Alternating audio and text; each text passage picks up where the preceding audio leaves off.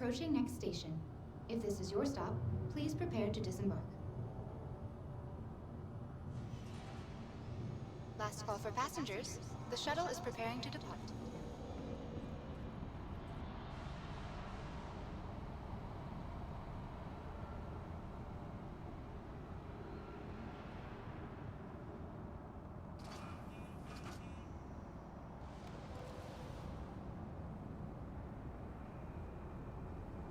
Come on, keep it moving.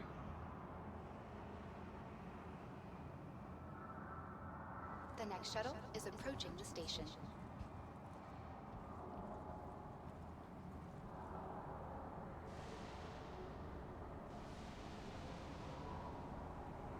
Last call for passengers. The shuttle is preparing to depart.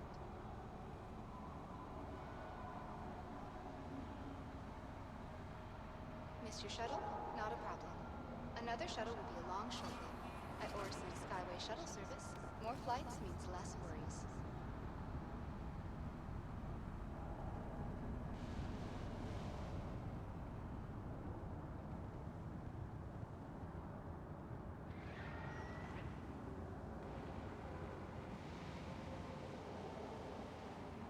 The next shuttle is approaching the station.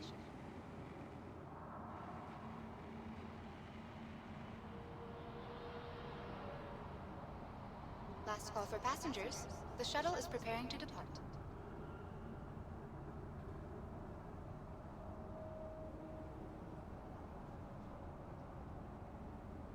The next shuttle is approaching the station.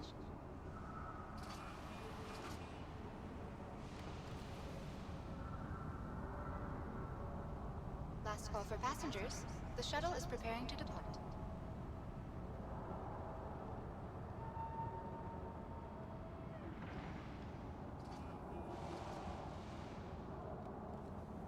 Providing connections to all major platforms, Crusader Industries is happy to offer free and convenient transit to all visitors aboard the Odin Skyway Shuttle Service. All right, we're doing the thing. Of course, we had a patch drop overnight in PTU, of course, because that's the nature of PTU. So we're, you know, it's Reset Citizen again. Followed by, you know, a healthy dose of we wish it was in live already. So we wait for 411 to move to live. But whatever, nature of the beast, right? All we can do is what we can do.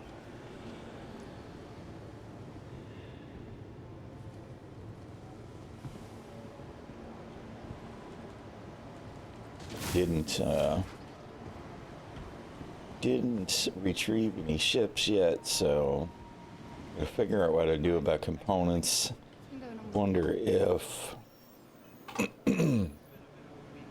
let's see, we can probably check it here, right? Or to sell components, do we have any? Yeah, see, I don't even see any of my components.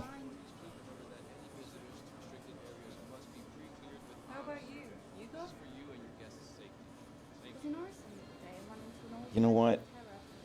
I didn't see any of that stuff.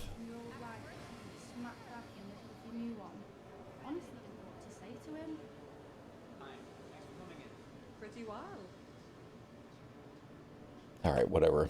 I can worry about that. Let's see. I was going to kit out a different ship. Maybe we'll do the Hornet.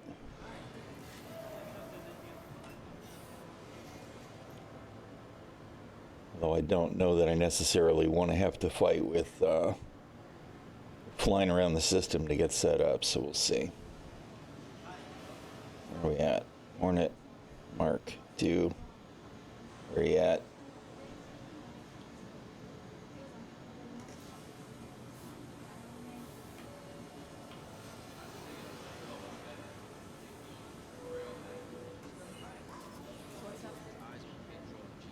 Days like today remind me why I left Terra. I got this compliment from a woman. She means best at expressing it. She just comes off as very self-righteous. No, of course not. Oh, man.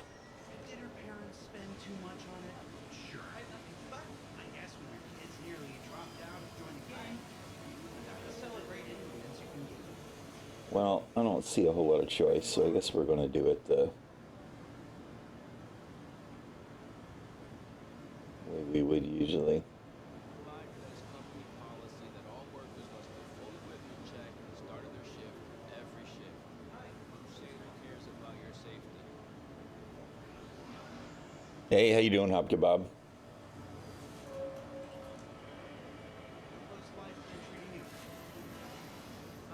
What coolers was they using? Any day now. Seems like it's fine the conduct to help the player out of that. So, yeah, I feel like things are looking up. What's been going on with you? Reminder. Got a contract snake in the giant Trevor. We stay on this path, and I swear by the words. I never begrudge anyone making a living, but this feels personal. Gotta take things a day at a time, right? And let's see.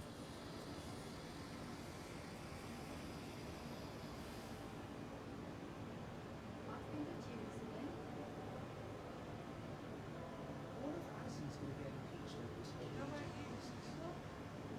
recently. Rhinos. Panthers.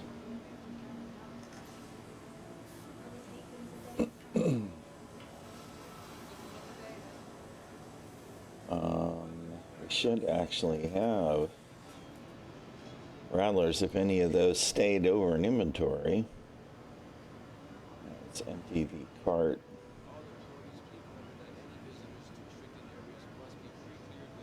So the shopping list.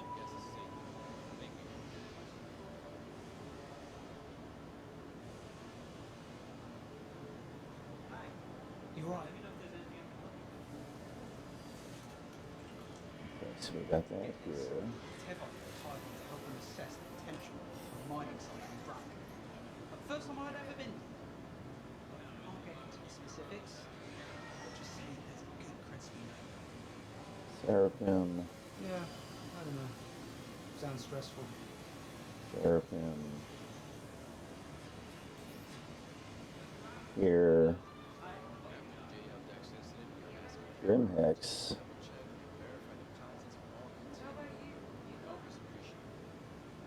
405. And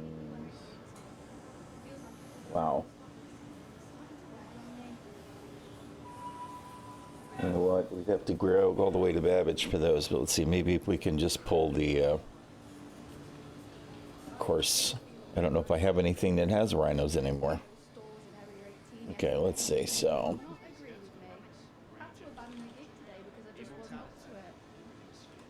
Starburn, we need one of those. Just another day then. Quit doing the thing. I need Somebody almost scratched my shit the other day. 2 of those.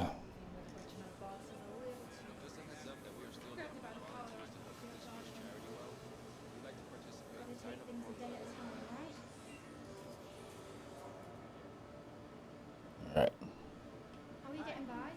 Let me know if there's anything I can help you with.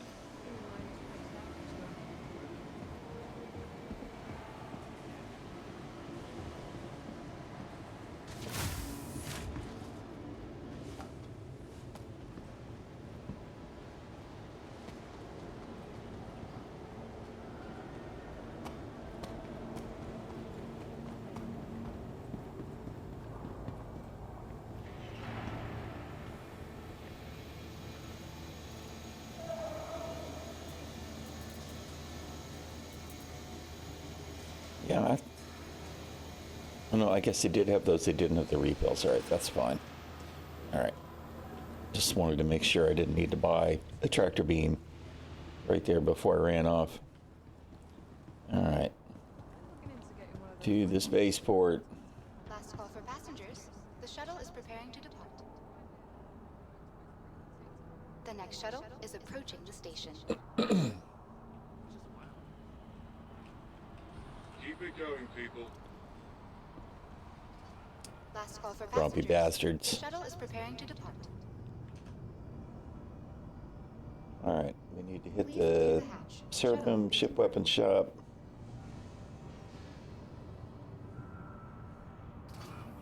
And then pop over to Grimholm.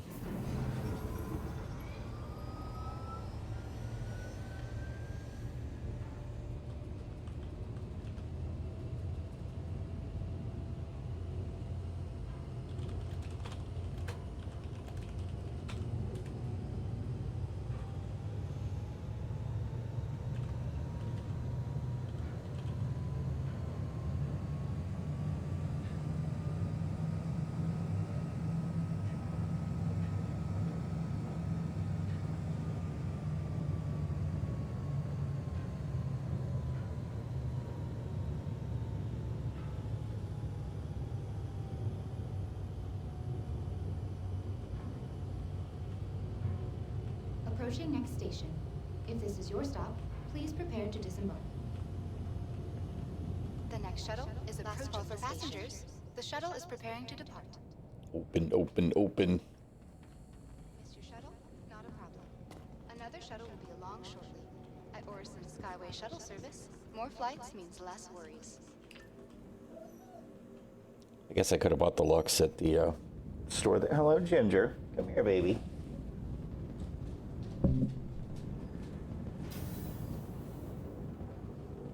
It's a ginger baby. Hello, little boo. The next shuttle is approaching the station. What are you doing? Last call for passengers. The shuttle is preparing to depart. What you doing?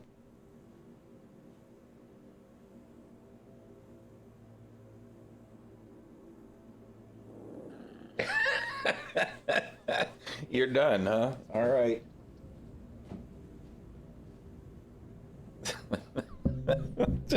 That grr, put me down. I'm done now. Shuttle service. We aim to make getting there half the fun. Please enjoy your flight. The next shuttle is approaching.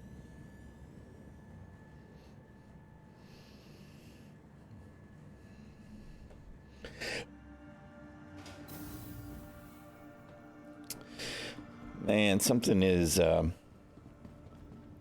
got the allergies rolled up hard since yesterday evening.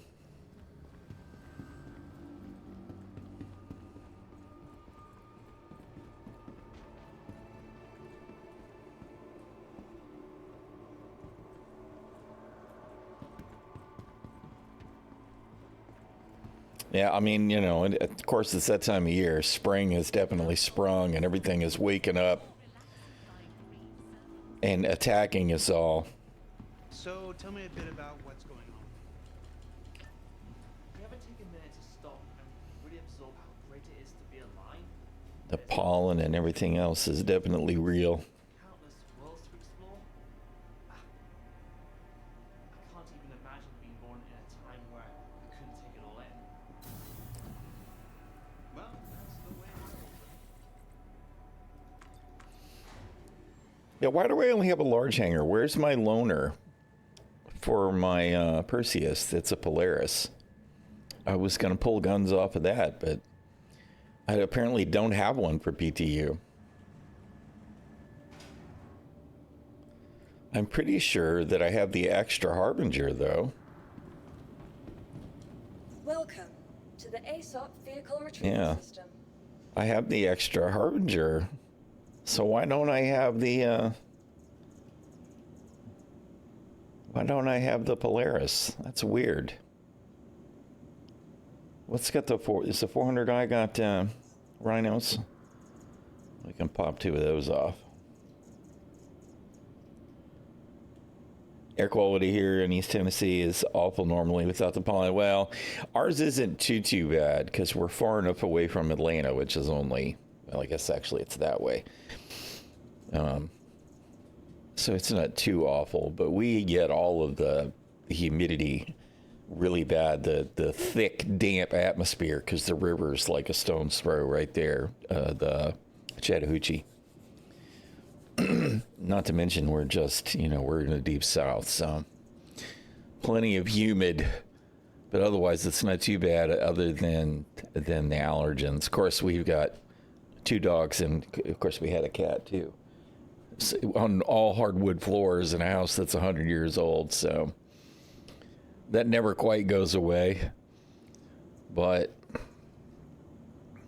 yeah, I'm glad that I don't live, because we lived right in the New Orleans area for a while, and while it wasn't as bad as some urban centers for the pollution, all of the freighters coming in off the river could make the air quality in the city itself be pretty bad. What am I doing? Mark II, deliver. Please All right. visit us again. Goodbye.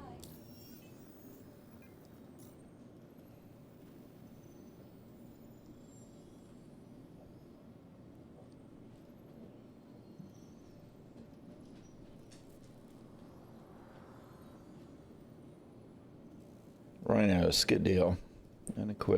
Unequip. Save.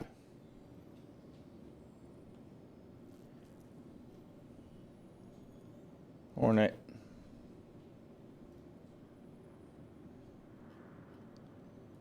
Do I have the, I do. No, I don't. Really? Why don't I have my rattlers? It's like none of the stuff that I did yesterday stuck at all. None of the logistics that I did. None of the stuff that I earned in game. It's all gone. I don't have any of the attachments that I still had, all that was equipped on my weapons and stuff when we logged out yesterday. Nothing. All right, where are we at? Rhino.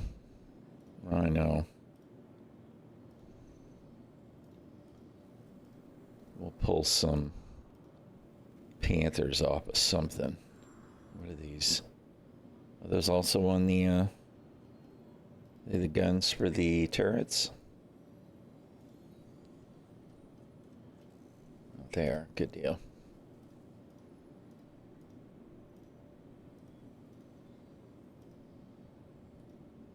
All right.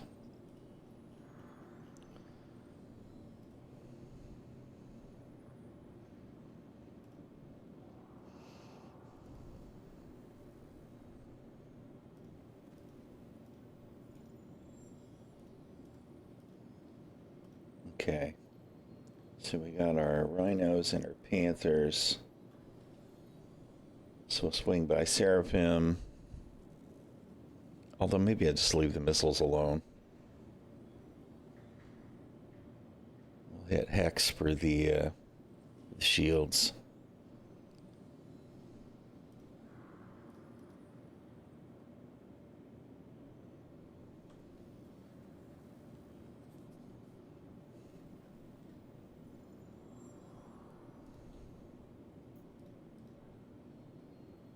All right. Welcome to the ᛒᚱᚩkᚖᚾ vehicle retrieval system. Your vehicle has been delivered to the following location. Please visit us again. Did I get everything on there that I wanted? I got a sidearm, I got a multi-tool, primary, secondary. We got no attachments for jack shit. We got no ammo. We got no meds yet, but that's fine. We can get all that at... Crap. Do I really want to stop at Seraphim anyway, though? Although maybe we'll just get the attachments off of...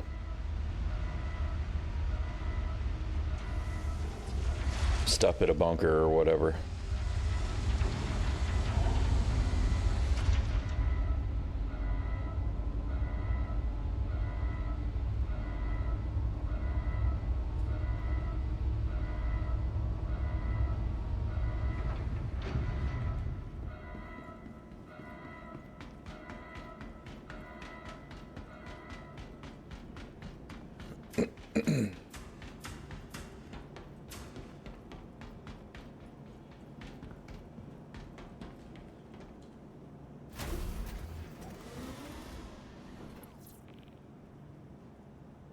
When are they gonna freaking gold standard this thing? It needs all of the component bays and all of that. And the freaking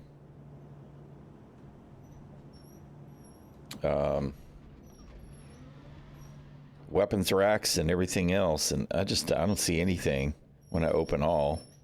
We got nothing. Ginger, what are you doing, boo-boo? Lay down, baby.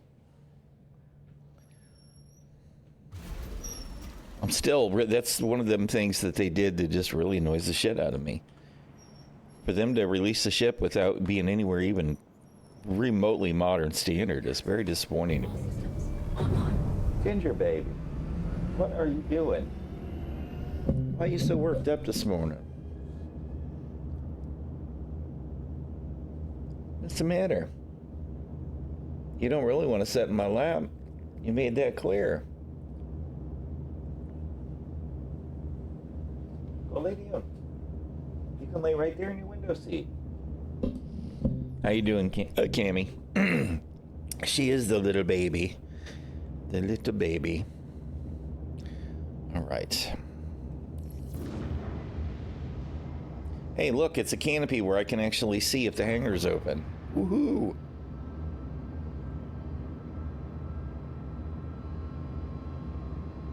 Takeoff complete. Landing gear raised. Shields offline.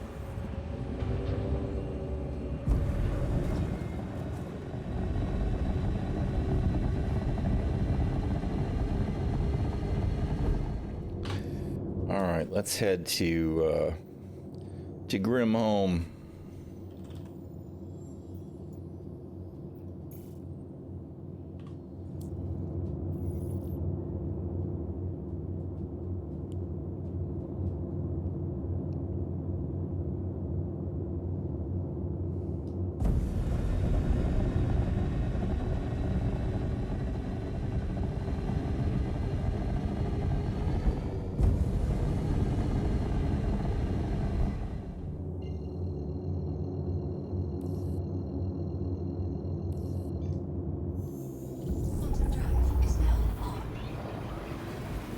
Stall, stagger, stall. Quantum drive is now off. That's really highlighting that streaming stuff in and out. Great. Look, hey, hush, stop that.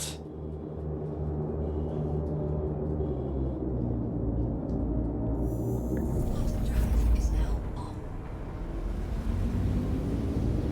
Barking at the neighbor just because there's a neighbor outside. Quantum drive is now. All right, well, I did see a patch note that there's a potential fix in place that stops it from forgetting to filter the navigation points, and that seemed to work right that time. We probably changed DGSs from Crusader to yellow, probably. And we didn't wind up with every single POI in existence here when we jumped to yellow. Quantum drive. So maybe they actually improved something with navigation.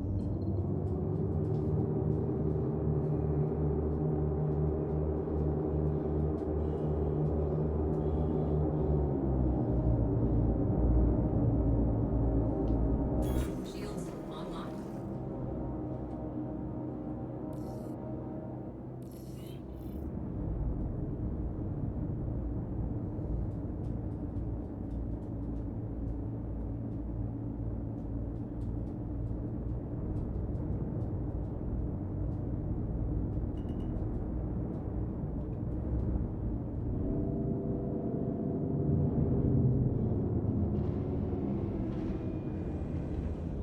Landing gear deployed.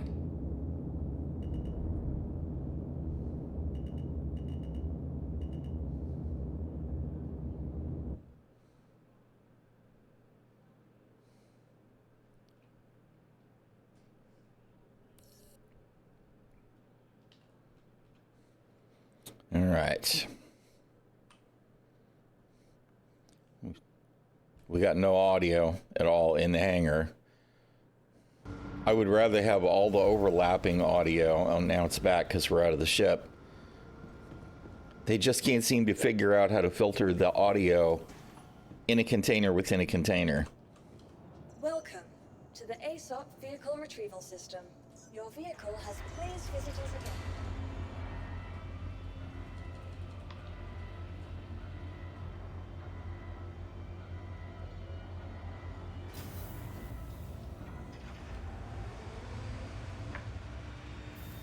Still, these buttons on these elevators don't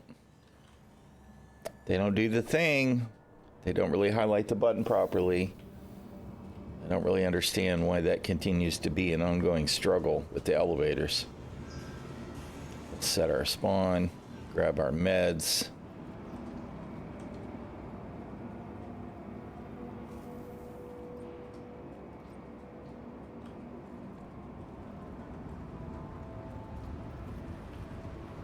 Did that actually work?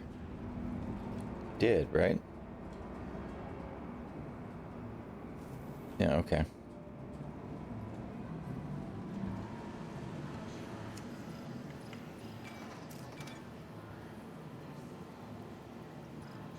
Med pens. Paramed refills, even though we probably won't use them. And lifeguard refills. To go with the multi-tool.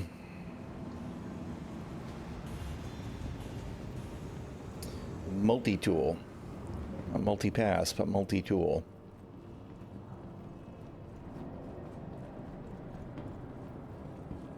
Grimhex looking quiet. No host of corpses laying on the floor.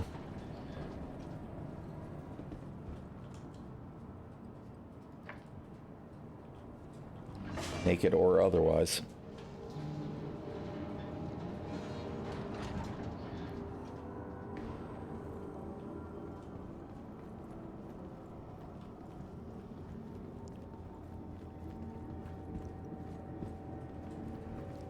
What are we here for? We're here for the targets.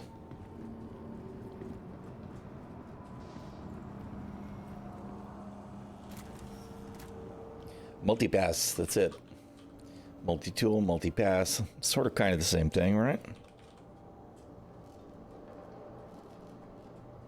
Big bada boom. Which describes Star Citizen in so many ways.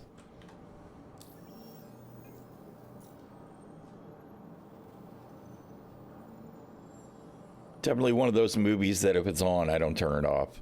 That's for sure. I've only seen it about 1,000 times. I'm absolutely positive. I feel kind of bad for,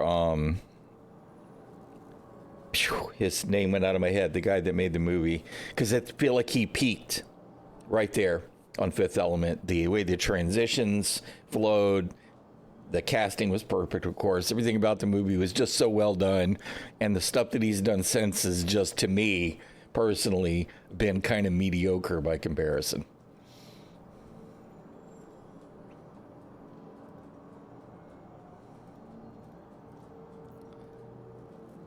But Fifth Element, definitely a winner.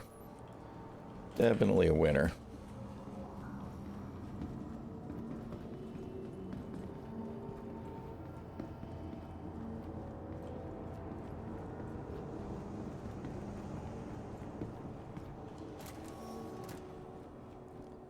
All right. We need some ammo.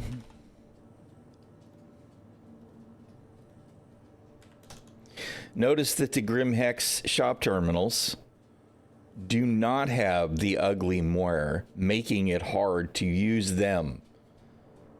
Is this the future of Star Citizen and maybe they get rid of all that crap? I would sure like to believe so.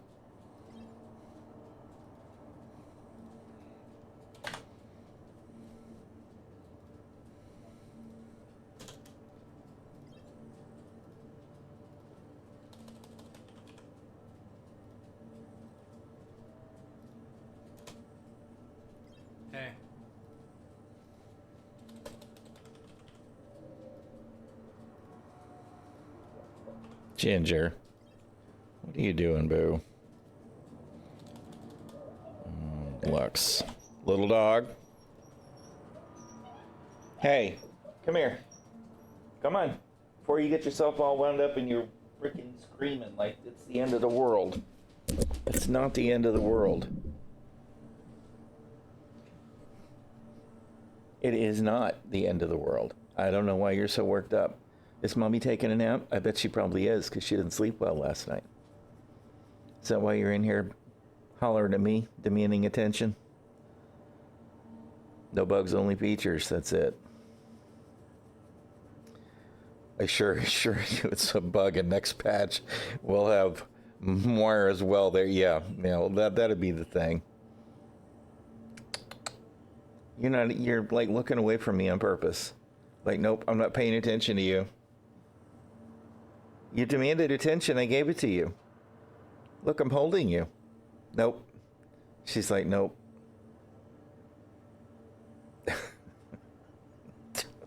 You're such a funny little dog. You really are. You're nutty.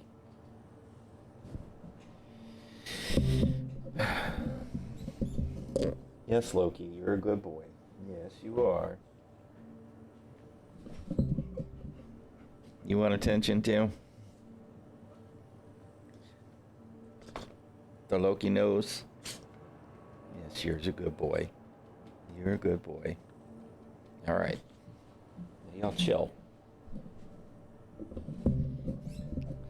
Good luck with that. Okay, let's see. We really only need like 2 bottles of Lux ever, right? Because there's no way they fixed that bug. Yeah.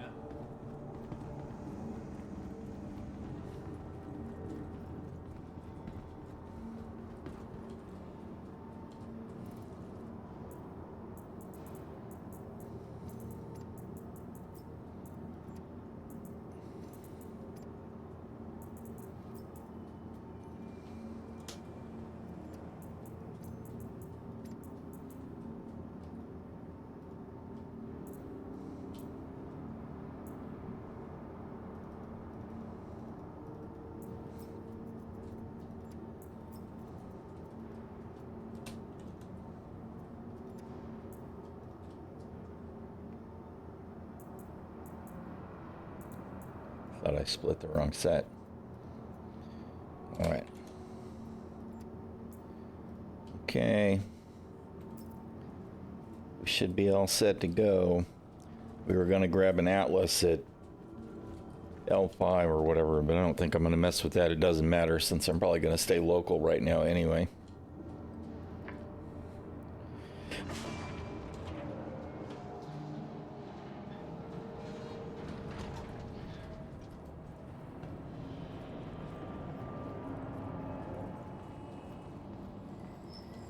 Welcome to the ᛒᚱᚩkᚖᚾ vehicle retrieval system. Vehicle selected. Stand by. Your vehicle has been delivered to the follow. Please visit us again.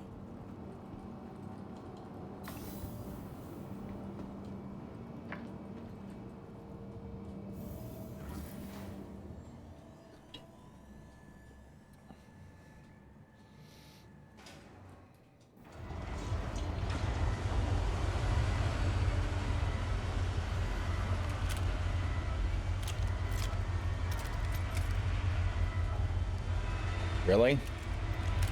Where's all my ammunition that's in my backpack? They haven't fixed that bug yet?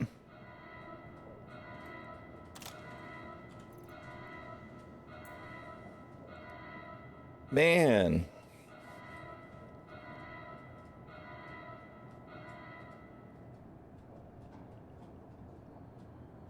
I'm trying to figure out when that got added. Because it wasn't a problem and now it is. It's just like... Because it was before Tier 0 item recovery, right? So I don't think it's an item recovery thing.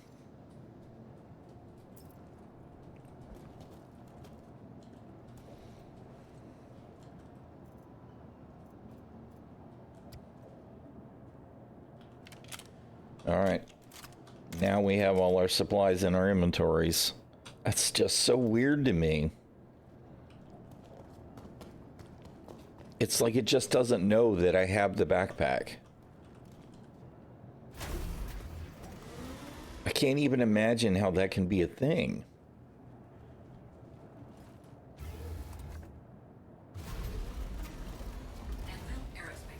All right.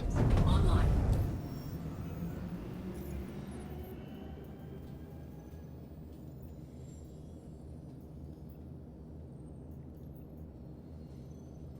We have a blank CDF mission, which that's definitely got to be working, right? Hunt the Polaris, which I actually saw people in chat saying something about it being broken. I don't know.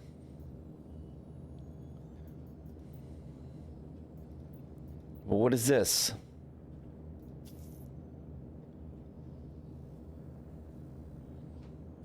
Go to location. Is there actually a location?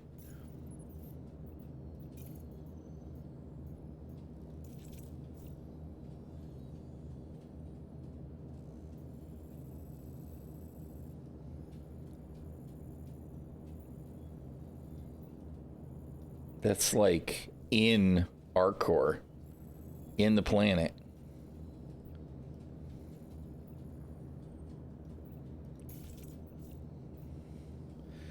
Mission objective marker 5750244790044.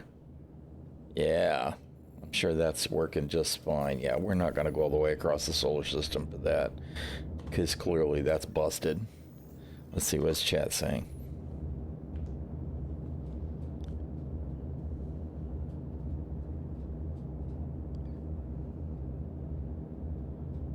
Now there's finally a mission for quantuming into planets. Oh, man. Perfection. Perfection. I don't see a lot of chatter going on. Somebody did say something about the Polaris mission being broken, though. I don't care. I just don't care. Untrack, abandon, get out of here. Offers. Yep, that's got to be broken. Okay, whatever. Mercenary, scenario number 6. Let's go see if we can do this with the Hornet. Nice to see you again, Roy. The lore is basically writing itself, yep. For your next lesson, I've got some multi-cruise ships ready to take you on. Not only will you need to avoid turret fire, but these larger ships have multifaceted shields. That means you'll need to focus your targeting to completely take out a shield face if you want to start doing some real damage. All right, make your way to the training site when you're feeling brave. Oh, stutter, stutter, stutter.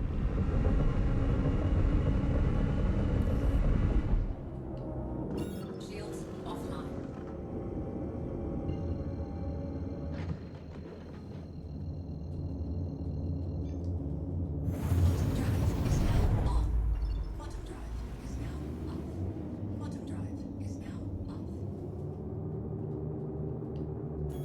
Now that you're in position, we can start the lesson.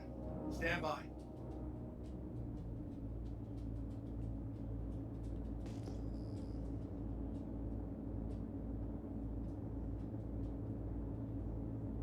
Contact. Ready up. Okie.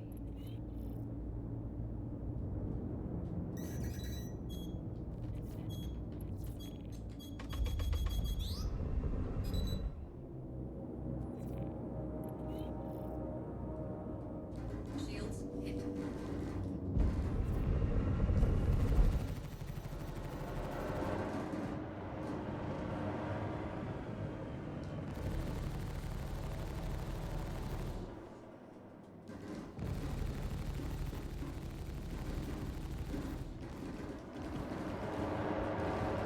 Shield down.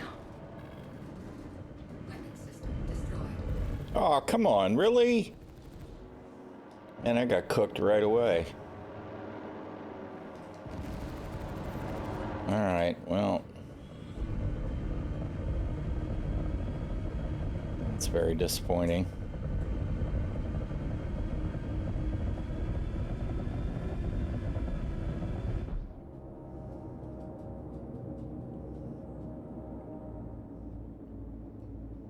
I maintain I don't think CIG has a fucking clue what they're doing with this mission objective.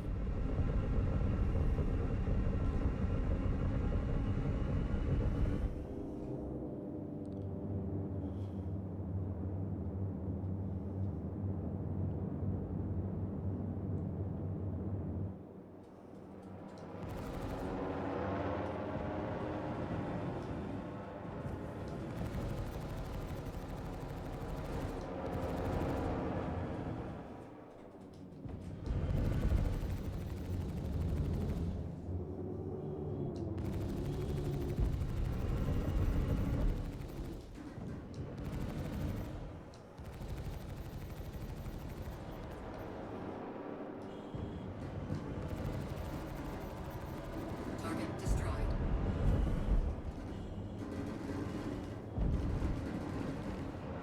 And the freaking Constellation was just running my ass down, too.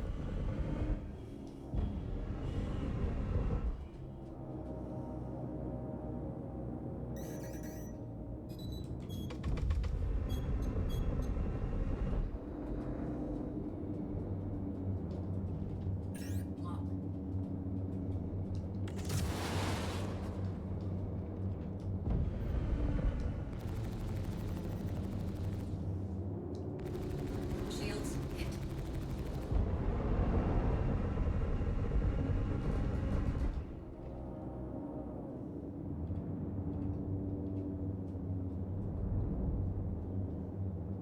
Lock.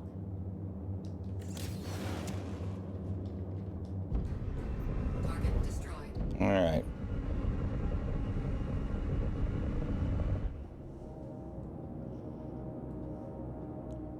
I'm missing a significant portion of my firepower. Part of me just wants to jump away and come back, but that might bug the mission.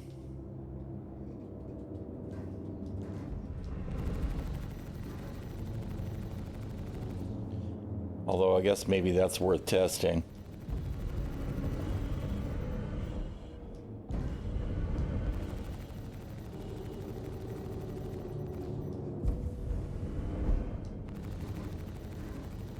Shields hit.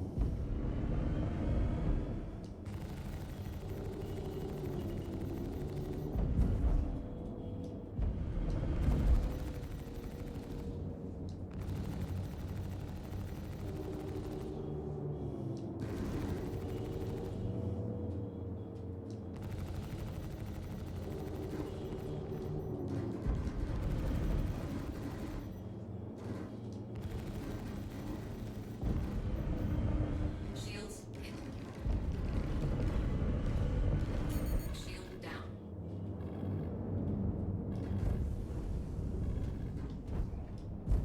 Lock.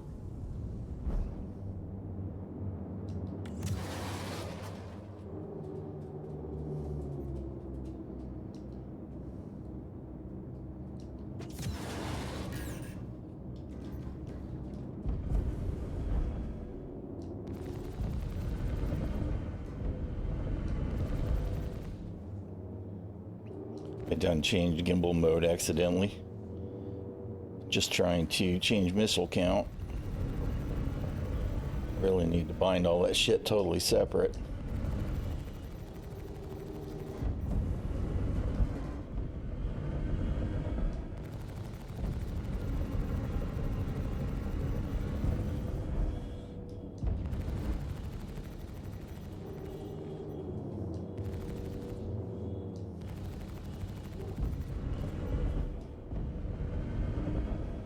Shields hit.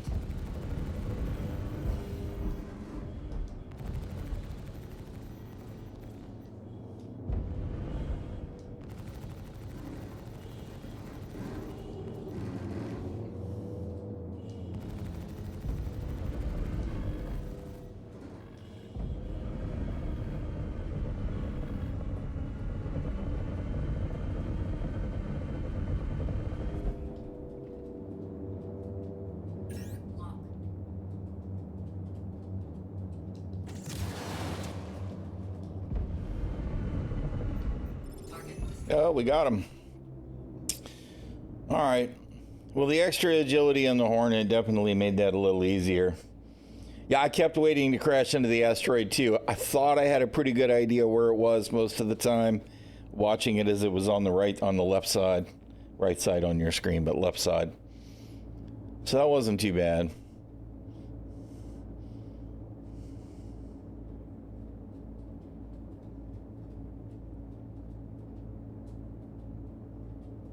Now, they accidentally nerfed the Polaris shields in patch notes, and then they fixed it. So I think they actually wound up with a net shield buff on the Polaris.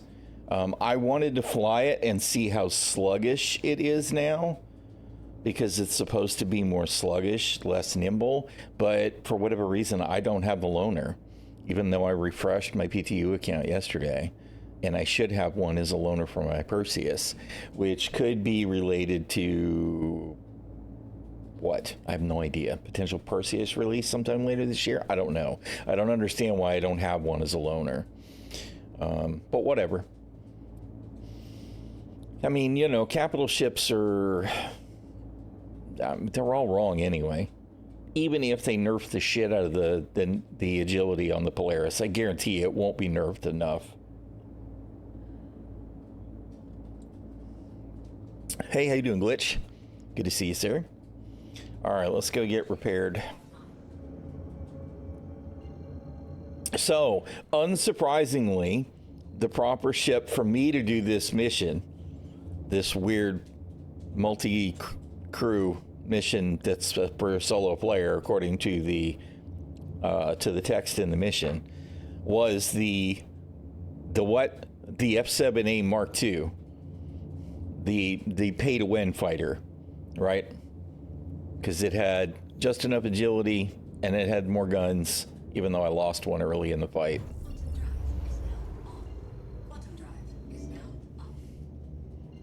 But yeah, I'm totally surprised that this was the choice, right? 2 size 4s and 4 size 3s and 8 size 2 missiles. It's totally shocking that this ship outclassed the mission.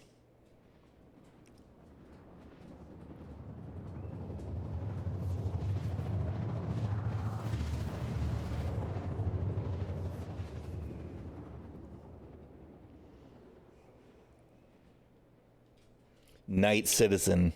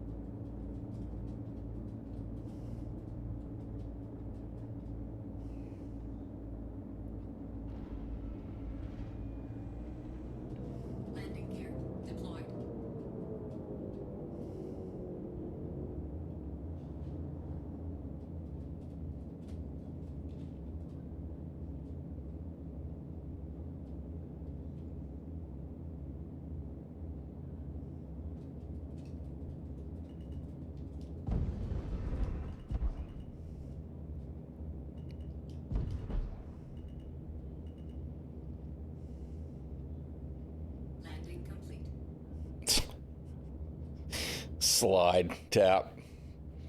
I don't understand why we don't have wheels on all the landing gears. I feel like all of the, nope, wrong button. All of the ships should have wheels just for ease of transport.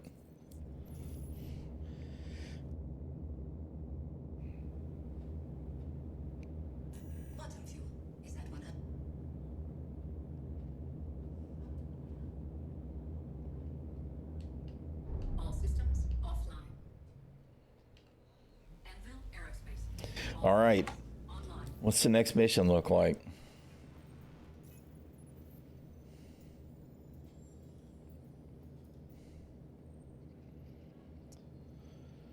Gained a lot of experience across the past 6 scenarios. Now it's time to put it all into practice. Scenario 7 puts you up against a Corvette class and its escorts. Really? Only thing left is to understand the limit of your skill set. Put simply, you can't do everything yourself. So finally, we have a mission that mentions other pilots. Finally. You can't do everything yourself. Developing and maintaining relationships with fellow pilots you can call upon for support is really the last piece of the puzzle. Finally.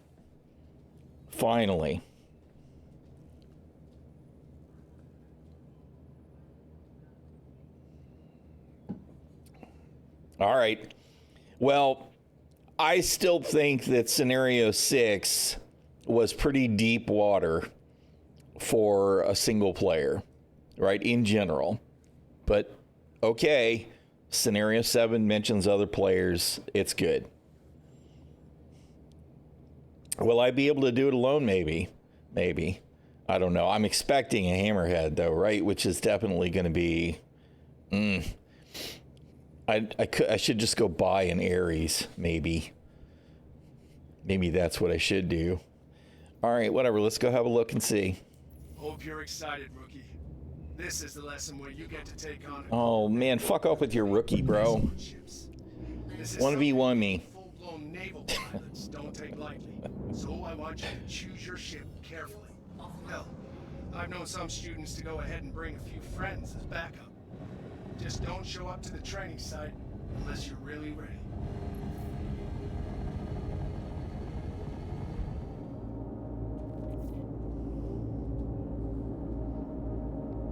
Light fighter citizen since 10 years ago. Yep. Well, I mean, you're not wrong.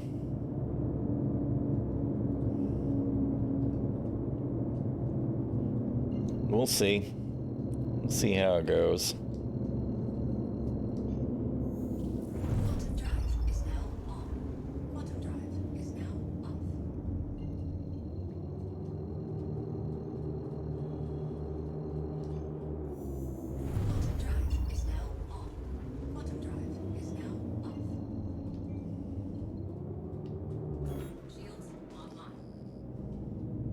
Okay, you're in the right place. Stand by while I deploy your targets.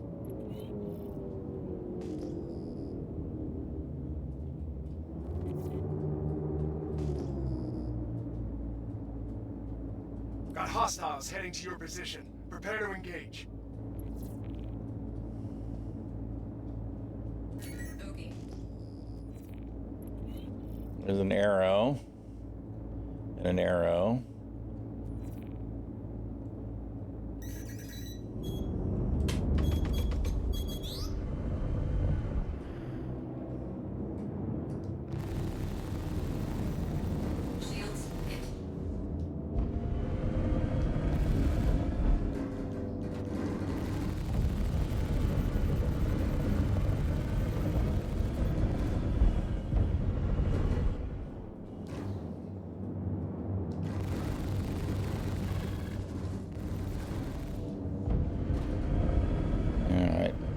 Need to get away from all those guns.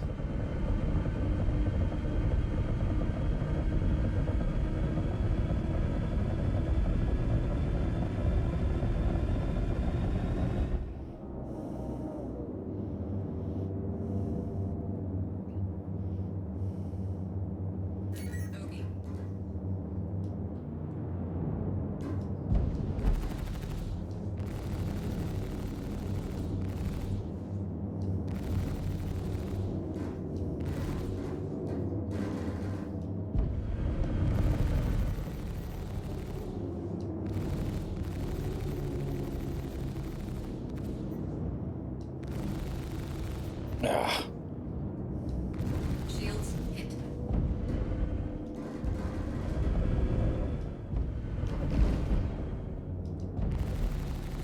Come on. Shit.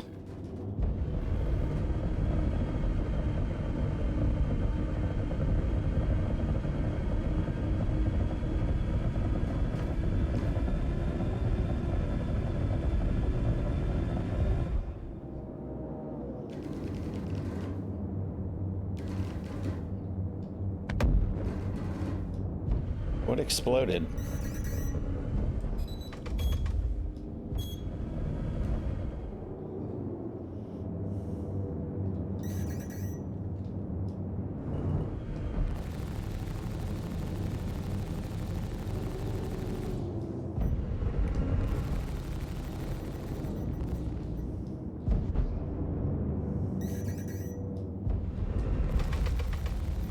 Shields hit.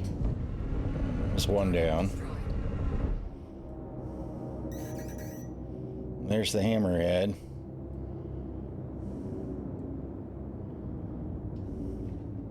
Lock.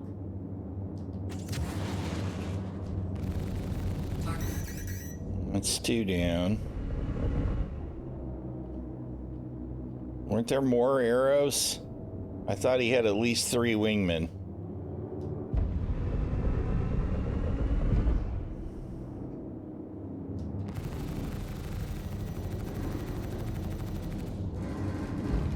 Holy shit, man.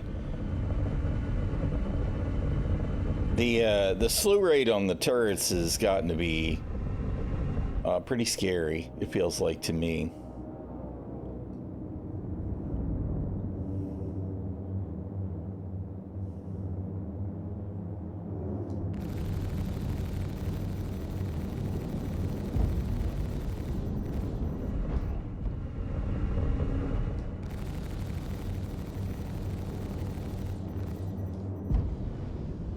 But this is the play, right? Maintain distance a little and just try and chew it up over time and try not to crash into any asteroids.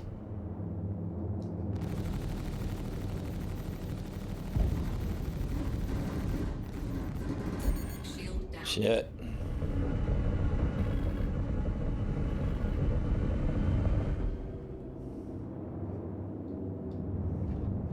Lock.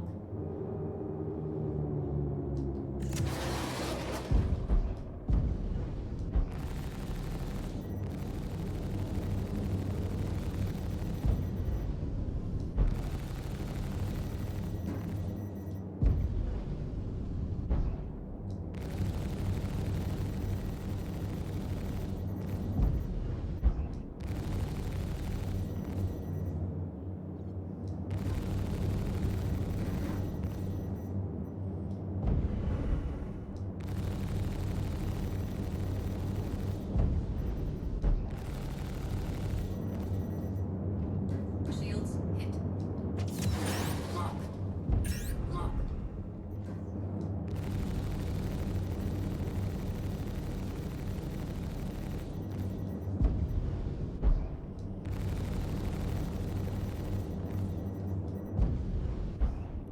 What the hell?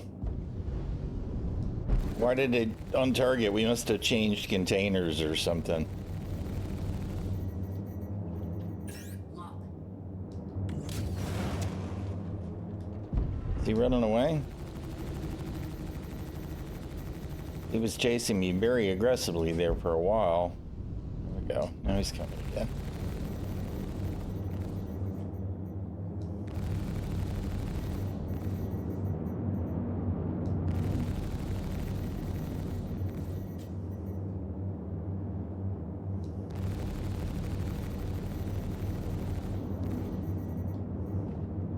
Lock.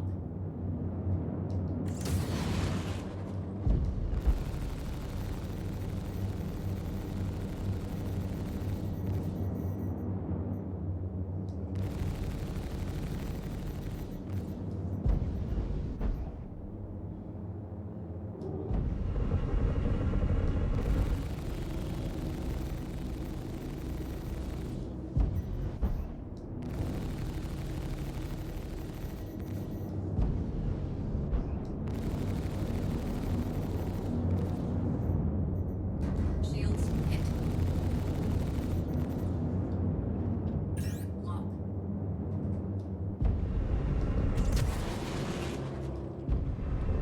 Yeah, I'm not sure what the deal is here. Periodically, he's totally breaking away to try and head back to start or something.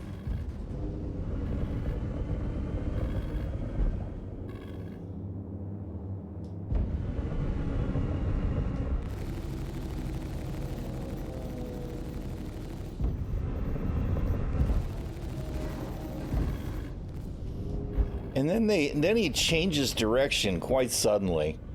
I don't know. It's very weird. I feel like there's some kind of weird rebounding going on with the container change.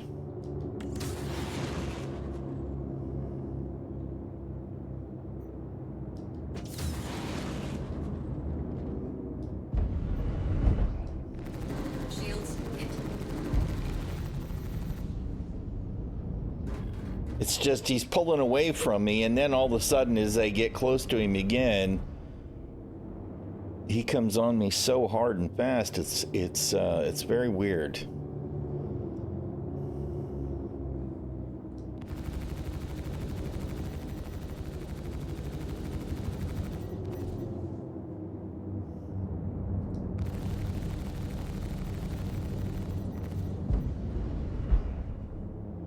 I lost any traction that I had on the shields now.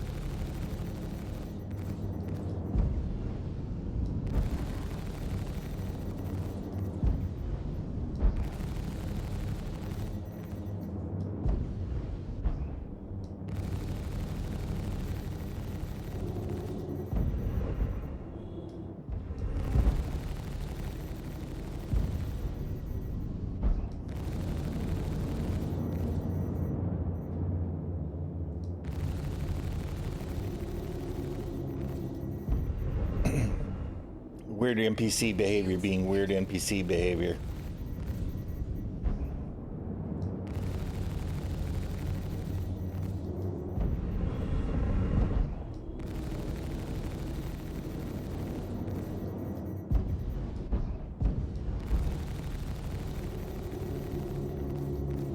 Definitely the play, though, if I can maintain that, and yeah, I'm basically doing a big, large barrel roll. I mean, like a literal barrel roll, not just a spin, but up thrust and over, and to keep the target prediction algorithm off its footing, which is really cheese.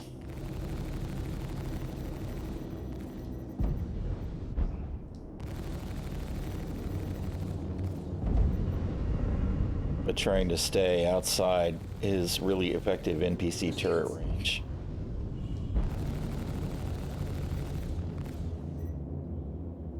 Although it's all very hit and miss, literally. I've lost again. I lost my my footing pretty hard on his shields. I had his shields much more chewed up.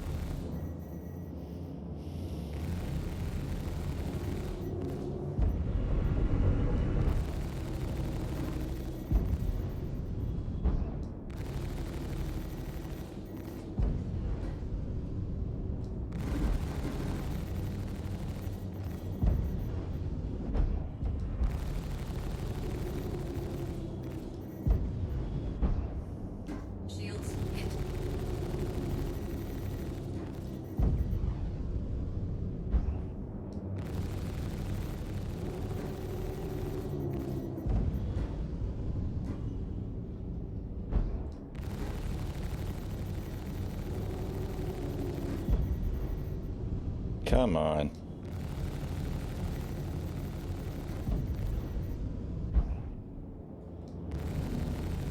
Oh, he's got his shields on the front facing now. Did he actually change shield distribution, or did I just splash over enough to get them all knocked out? We got him.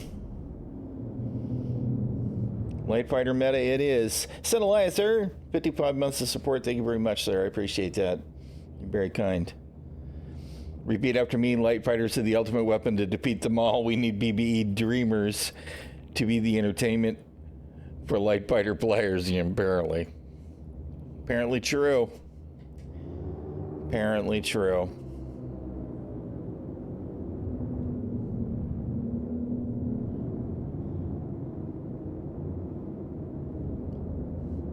Just default skin, I guess. Doesn't look like anything special. Please pay up to be cannon fodder. That's it. Well, y'all were not wrong. All right, let's see. So mission 8 should be what? An Idris?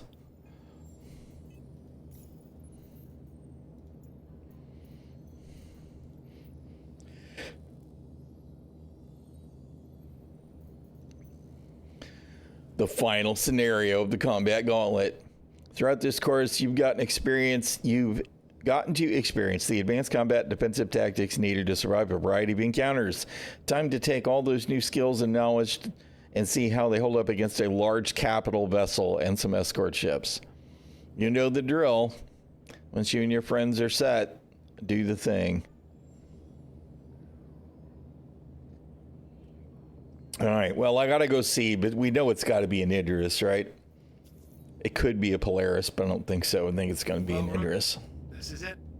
Final lesson. It's gonna be the culmination of everything you've learned so far. A fleet battle against a capital ship. Because that makes sense. Say here that I haven't said already. Whatever. Stay calm. Trust your instincts. This is your final training mission as a combat pilot is a fucking fleet battle. All right, whatever, man. Whatever. Good. You're here. I'll notify the other pilots and we can begin. I want to see what we got, and then I'm going to jump away and see if it breaks the missions, because we did have a thing for a while where if you jumped away, all the pilots, NPC pilots became unresponsive.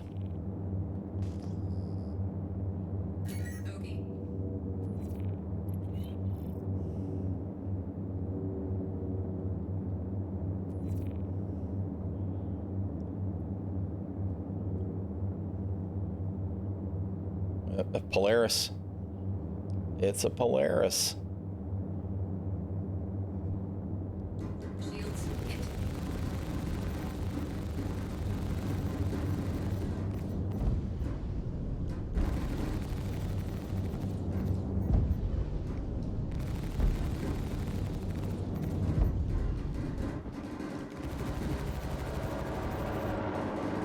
Shield down.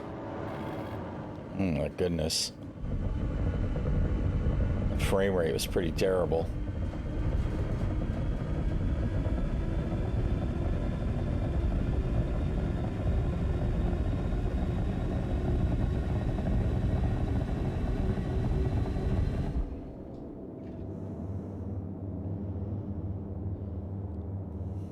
Oh my God, what is it doing? We don't have any more missiles. All right. I did want to see if I could cap one of the ships, but we got a couple of Corsairs, a Polaris, and a couple of Gladiuses. All right.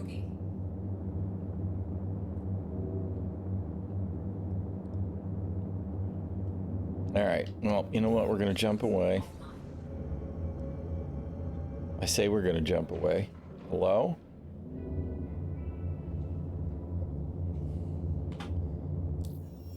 Okay, wait, now I've got navigation stuff. Oh man, what is it doing?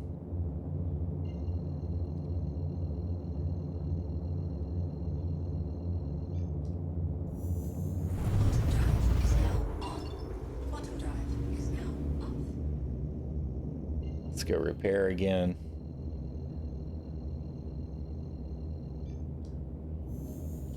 Quantum drive is now on.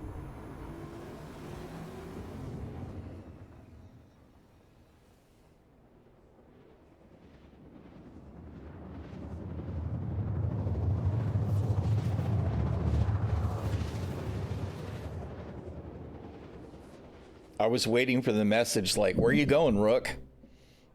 Right? Like the irritating, the rescue messages. I paid you to protect me. Get over here and kill these guys.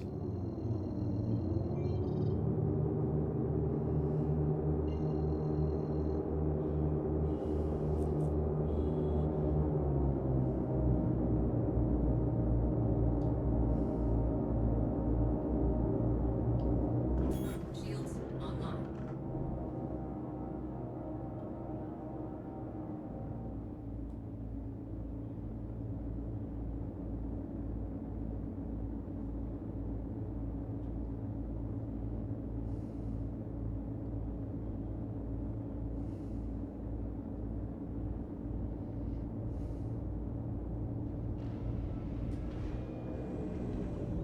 Landing gear deployed.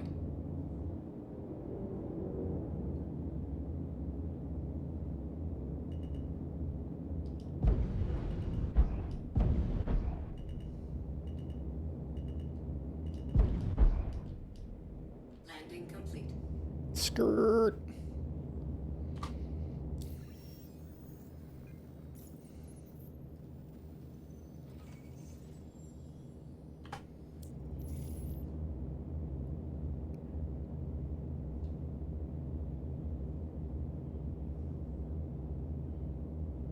Takeoff complete.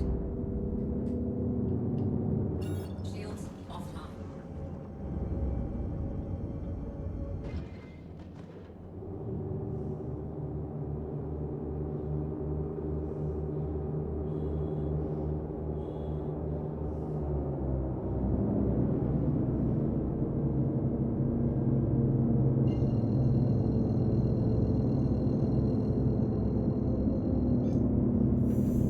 Quantum drive is now on. Quantum drive is now off. Landing gear raised.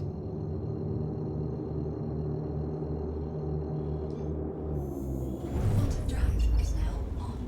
Quantum drive is now off. All right. Let's go see if we can chew up some wingmen. Quantum drive is now on. Quantum drive is now shields online.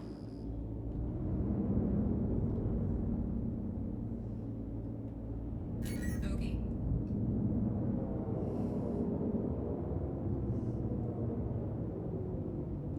It's the Polaris. We don't want to be anywhere near that yet.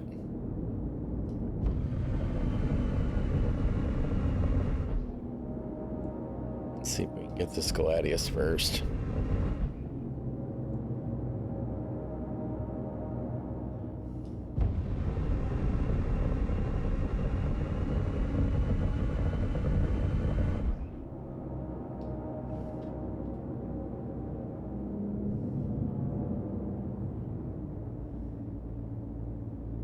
Shields hit.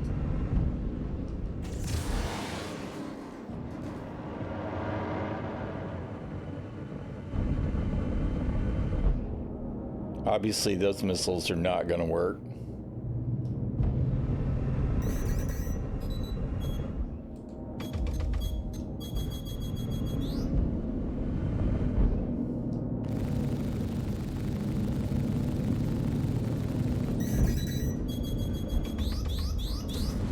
Really? How many countermeasures do I have?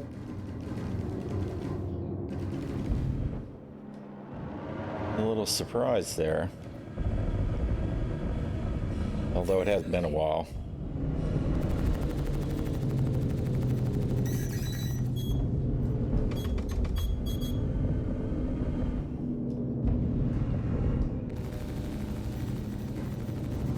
Shields hit.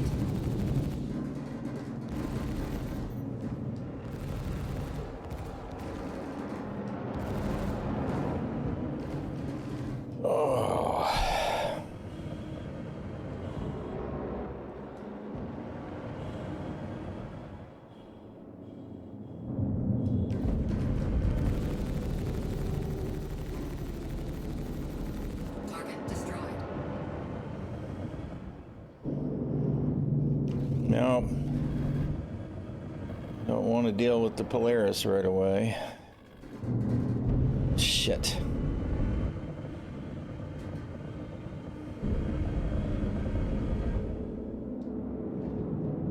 Lock.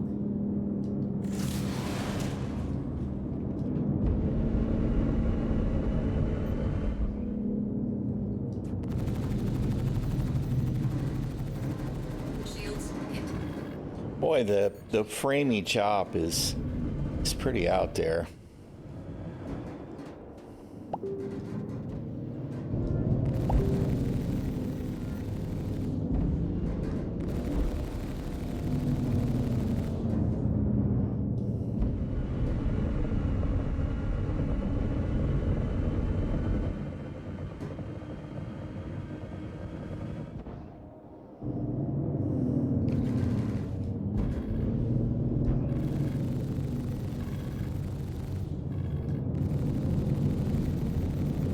And this all definitely feels more like an atmosphere than space.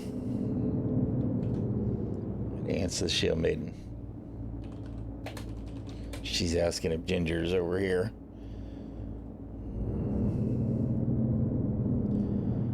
All right. Okay. How about you, Mr. Corsair?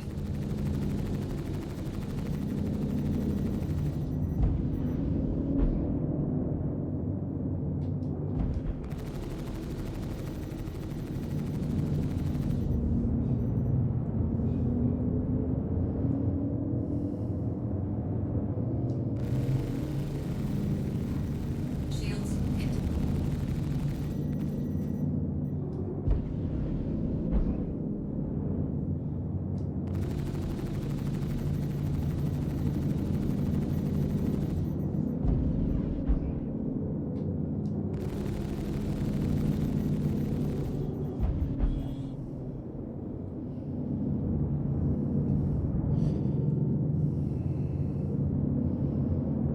What is that? Why am I not seeing?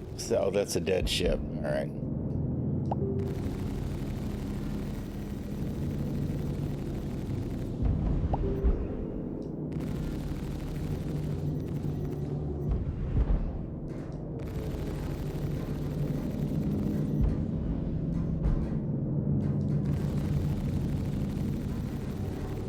Yeah, the frames are pretty shit right now.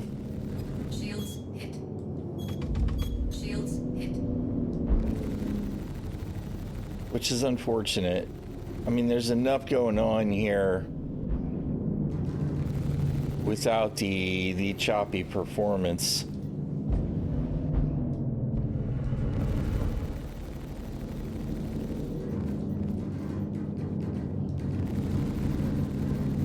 Shit. Suddenly getting hammered by something.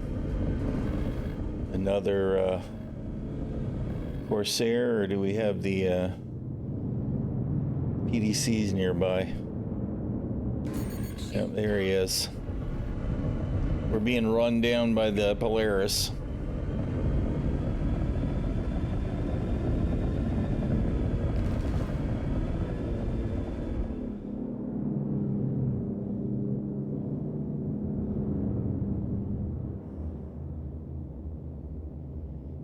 Shields hit.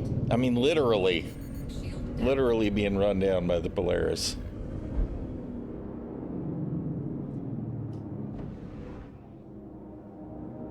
Why am I uncoupled? How did that happen?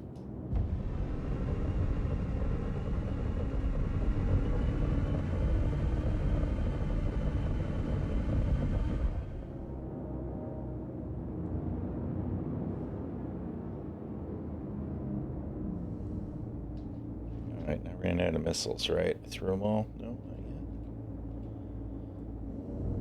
Lock. Lock. Lock. That was a waste. Okay. Oh, no, there it did. It did hit him.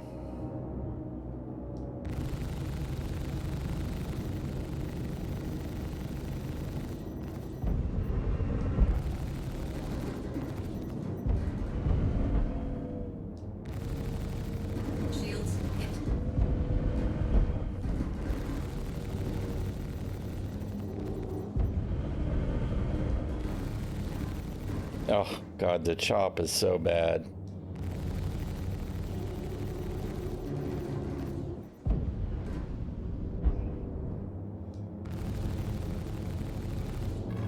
Now,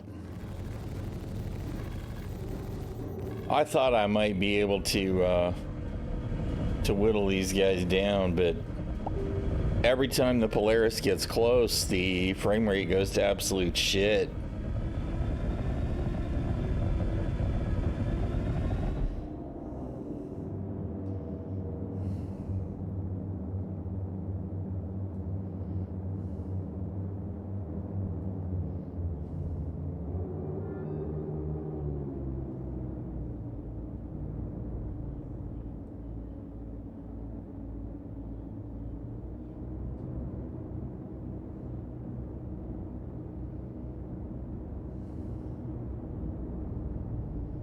Probably.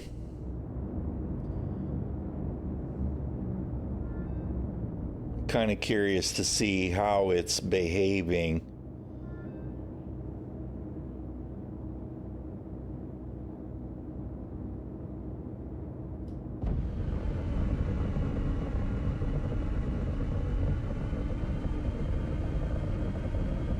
But see, even in a full burn at a wide turn, it's still nose on to me, right? So the Polaris is still a freaking dogfighter.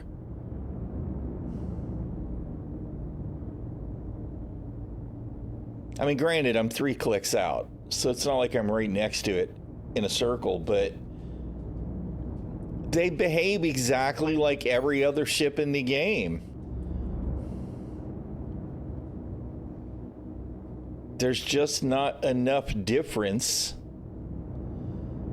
in the way these ships perform to give ships a chance to fulfill their own role. You know what I mean?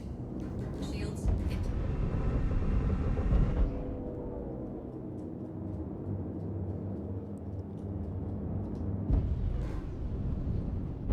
I mean, to be honest, the Corsairs running me down is questionable. The Polaris continuing to chase me like this, though, is just meh. It's so bad.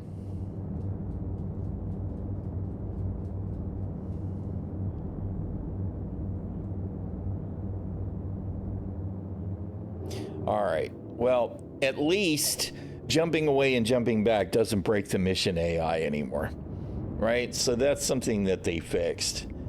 And this is not intended to be a solo mission. Anyway, obviously, I don't really have a problem with that.